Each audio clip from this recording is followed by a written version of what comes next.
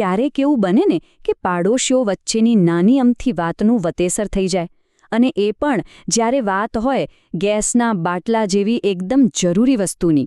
આજે આપણે એવી જ એક મજેદાર ગુજરાતી કોમેડીને ખોલીને જોવાના છીએ કે કેવી રીતે માણસની લાચારી અને નાના નાના ઝઘડામાંથી જ જબરદસ્ત હાસ્ય પેદા થાય છે.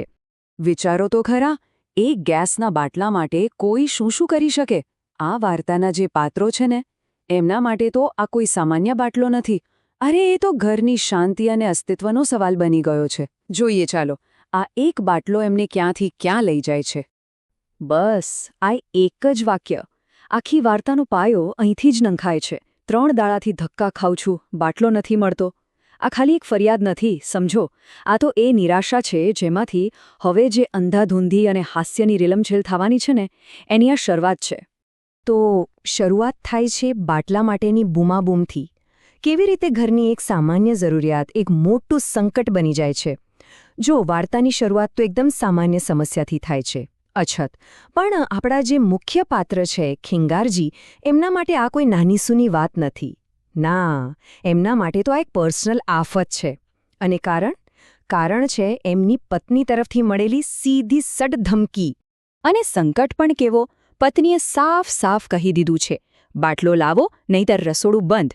હવે બિચારા ખેંગારજી ચટણી રોટલો ખાવા મજબૂર છે. અને પાછા એ એકલા નથી હો, એમનો જે મિત્ર છે બચુજી, એની પણ આ જ હાલત છે. પણ ત્યાં જ એમને એક આશાનું કિરણ દેખાય છે. ખબર પડે છે કે પાડોશી ફુમતાજી પાસે એક નહીં પણ બે ભરેલા બાટલા પડ્યા છે. હવે તો વાત સાફ છે, આ મામલો જમવાનો નથી, ઘરની શાંતિનો છે. એટલે એક જ રસ્તો બચ્યો છે, વાટાઘાટો. પણ એ વાટાઘાટો પણ નિષ્ફળ જાય છે. એક સાદી વિનંતી જોતામાં એક નાટકીય મુકાબલામાં ફેરવાઈ જાય છે. ખેંગારજી બિચારા મોટી આશા લઈને પાડોશી ધર્મ નિભાવશે એવું માનીને ફુમતાજી પાસે મદદ માંગવા તો જાય છે, પણ ત્યાં તો આખી બાજી જ પલટાઈ જાય છે. મદદ મળવી તો દૂર રહી, એમને તો જૂના ઝઘડાઓ યાદ કરાવીને 4 વાતો સંભળાવવામાં આવે છે. જુઓ, અહીંયા કેવી મડાગાંઠ સર્જાય છે. એક તરફ ખેંગારજી વિનંતી કરે છે કે ભાઈ મારા દીકરાને ત્યાં મહેમાન આવવાના છે, આબરૂનો સવાલ છે. તો બીજી બાજુ ફુમતાજી એ તો શરતો મૂકે છે. તમે ક્યારે મારી મદદ કરી છે, મને બધું યાદ છે, તમે મને ક્યારે નીચો દેખાડ્યો હતો. અને ઉપરથી એવો ટોણો મારે છે કે ખોટું ન ભૂલો, તમારી પત્નીએ તમને ઘરમાંથી કાઢ્યા છે. ફુમતાજીએ આખી વાતને પર્સનલ બનાવી દીધી અને પોતાની પાવરફુલ પોઝિશનનો ફાયદો ઉઠાવીને ખેંગારજીની મજાક ઉડાવવાનું શરૂ કરી દીધું. અને પછી આવે છે આ ડાયલોગ, જે સીધો ઘા પર મીઠું ભભરાવા જેવો છે. આખા મહોલ્લામાં જો કોઈની પત્નીનો ત્રાસ હોય ને, તો એ તમારા ઘરે છે. બસ, ફુમતાજી ખેંગારજીની ઘરેલું સમસ્યાઓને આખા ગામની સામે લાવીને મૂકી દે છે, એમને વધુ નીચા પાડવા માટે. અને સાચું કહું તો કોઈની પર્સનલ લાઈફની આવી જાહેરમાં જે ધોલાઈ થાય છે ને, એ જ અહીંયા હસવાનું કારણ બને છે. પછી જ્યારે ખેંગારજી બહુ દબાણ કરે છે કે ભાઈ કિંમત બોલો, ત્યારે ફુમતાજી જે આંકડો ફેંકે છે ને, 1 લાખ. આ કોઈ સાચો ભાવ નથી હો, આ તો અપમાન કરવાની, વાતને ટાળવાની અને સામેવાળાને બતાવવાની એક નાટકીય રીત છે કે તમારું કામ નહીં થાય. તો હવે ચોરી કરવાનો પ્લાન બને છે જ્યારે બધા સીધા રસ્તા બંધ થઈ જાય, ત્યારે એક જ આડો રસ્તો બચે છે, બરાબર? હારેલા, થાકેલા, અપમાનિત થયેલા ખેંગારજી પાછા એમના મિત્ર બચુજી પાસે જાય છે. અને હવે જ્યારે બીજો કોઈ જ વિકલ્પ નથી બચ્યો, ત્યારે એમની જે હતાશા છે ને, એ એમને એક એવા નિર્ણય પર લઈ આવે છે જે ગુનો પણ છે અને સાથે એટલો જ ફની પણ છે. અને પ્લાન પણ કેવો, એકદમ અધકચરો. પહેલું સ્ટેપ, ફુમતાજી બરાબર ઊંઘી જાય એની રાહ જોવાની. બીજું, ચૂપચાપ એમના વાડામાં ઘૂસી જવાનું. ત્રીજું, ધીમે રહીને બંને બાટલા ઉઠાવી લેવાના. અને ચોથું, રાતના અંધારામાં ગાયબ. મતલબ આ પ્લાન પોતે જ એક કોમેડી છે. એટલું સરળ અને સીધો કે એના નિષ્ફળ જવાની લગભગ પૂરેપૂરી ગેરંટી છે. આવા જ હોય ને નવા સવા ચોરોના પ્લાન. પણ અહીંયા વાર્તામાં એક ટ્વિસ્ટ છે. આ મહાન વિચાર ખાલી એમના મગજમાં જ નથી આવ્યો. શહેરના બીજા ખૂણે બીજા કેટલાક લાચાર લોકોનું ગ્રુપ પણ બરાબર આ જ પ્લાન બનાવી રહ્યું છે. આનાથી ખબર પડે છે કે આ સમસ્યા કેટલી મોટી છે. આ કોઈ એક જણની તકલીફ નથી, પણ આખા સમાજની વ્યથા છે. અને પછી ચોરી પકડાઈ જાય છે. જે રાત લૂંટ માટે નક્કી થઈ હતી, એ સંપૂર્ણ અંધાધૂંધીમાં ફેરવાઈ જાય છે. જેવી રાત પડે છે, પ્લાન પર કામ શરૂ થાય છે. પણ એક ગડબડ થાય છે.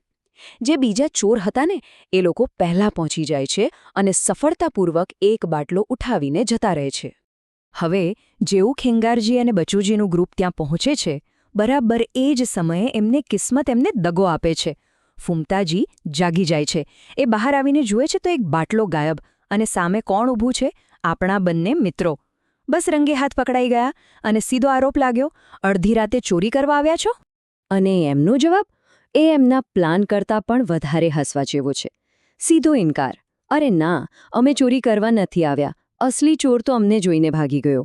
અને બાનું પણ કેવું કે અમે તો બસ મોડી રાત્રે ચાલવા નીકળ્યા હતા અને એક બંડીવાળા માણસને અહીંથી ભાગતા જોયું.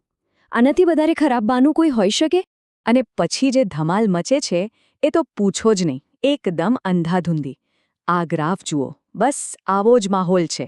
આરોપો, સામેથી ઇનકાર અને એકથી એક ચડિયાતા વાહિયાત બહાના. કોઈનું સાંભળવા તૈયાર જ નથી. આખી પરિસ્થિતિ હાથમાંથી નીકળી જાય છે. તો આખી વાર્તાનો બોધ શું? અંતમાં કોઈ જીતતું નથી, પણ એક બહુ મોટો પાઠ બધાને શીખવા મળે છે. જો પરિણામ શું આવ્યું? અસલી ચોર તો બાટલા લઈને ભાગી ગયા. ખેંગારજી હજી પણ બાટલા વગરના જ છે. અને ફૂમતાજી, એમને પણ એક બાટલાનું નુકસાન ગયું. આ હાર પછી ફૂમતાજીને અચાનક જાણે જ્ઞાન થાય છે. અને એ શું કહે છે? ભૂલ તો બધી મારી જ છે. હું જ આખા ગામમાં ઢંઢેરો પીટતો ફરતો હતો કે હું 2 બાટલા લાયો છું, હું 2 બાટલા લાયો છું. અહીંયા એમને સમજાય છે કે સમસ્યા 2 બાટલા હોવાની નહોતી. સમસ્યા હતી એના વિશે બડાઈ મારવાની. એમના પોતાના અભિમાને જ એમને આ મુસીબતમાં નાખ્યા. અને આ જ છે આ વાર્તાનો હાસ્યપ્રદ બોધ. આ વાર્તા એ શીખવે છે કે જ્યારે આજુબાજુ અછતનો માહોલ હોય ત્યારે પોતાની પાસે જે છે એની બડાઈ મારવી એ સામે ચાલીને મુસીબતને આમંત્રણ આપવા બરાબર છે. કહેવાય છે ને કે નમ્રતા જ સૌથી મોટું સુરક્ષા કવચ છે. આ એક રમૂજી પણ એકદમ સાચો પાઠ છે.